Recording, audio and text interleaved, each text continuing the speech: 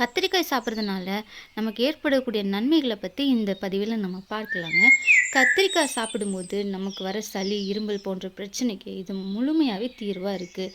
நம்ம கத்திரிக்காய் சாப்பிட்டே வரோம் அப்படின்னா நம்ம உடம்புல தேவையில்லாத கொழுப்புகளை கரைச்சி நம்ம உடல் பருமனை கட்டுக்குள்ள வைக்கவும் இது ரொம்ப உதவியாக இருக்குங்க.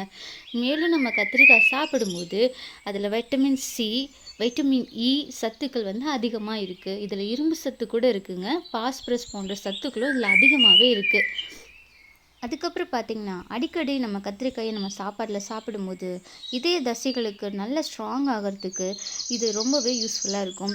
இதய சம்மந்தமான நோய்களை வராதபடிக்கு இந்த கத்திரிக்காவுடைய இருக்கிற சத்துக்கள் நம்மளே ப்ரொடக்ஷன் பண்ணுது. கத்திரிக்காய் தேவையில்லாத கொழுப்பு சத்துக்களை கரைச்சி உடல் பருமனை சீராக மட்டும் வைக்கிறது இல்லாமல் நமக்கு புற்றுநோய் கிருமிகளுக்கு எதிர்த்து போராடக்கூட தன்மையும் இந்த கத்திரிக்காய்க்கு அதிகமாகவே இருக்குது. சர்க்கரை நோயாளிகளுக்கு ஒரு சஜஸ்ட் பண்ணுறதுல ஒரு காய்கறிகளில் கத்திரிக்காயும் ஒன்றா கருதப்படுது. அதுவும் இல்லாமல் நம்ம அலர்ஜி சம்மந்தப்பட்ட பிரச்சனை இருக்கிறவங்க பிஞ்சு கத்திரிக்காயில் சாப்பிட்லாம். கத்திரிக்காய் அதிகமாக சாப்பிடாமல் இருக்கிறது அவங்களுக்கு நல்லது. இந்த பதிவு உங்களுக்கு பிடிச்சிருந்ததுன்னா லைக் பண்ணுங்கள், ஷேர் பண்ணுங்கள், கமெண்ட் பண்ணுங்கள், சப்ஸ்கிரைப் பண்ண மறந்துடாதீங்க. தேங்க்யூ.